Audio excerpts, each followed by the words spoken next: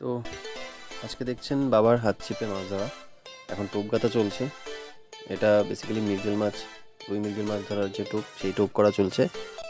তো দেখি কী মাছ হয়।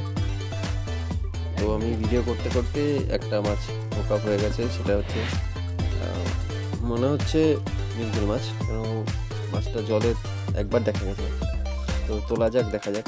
হ্যাঁ হ্যাঁ, মৃগেল, এটা মৃগেল। তো এটা এখন তোলার জন্যে আমাদের এক দাদা পুকুরের একটা কোনায় দাঁড়ানো। দাদাই মাছটা তুলবে। আরে বা, ও এই মৃগেল, দারুণ সাইজের মৃগেল। Oh, lovely. তো ও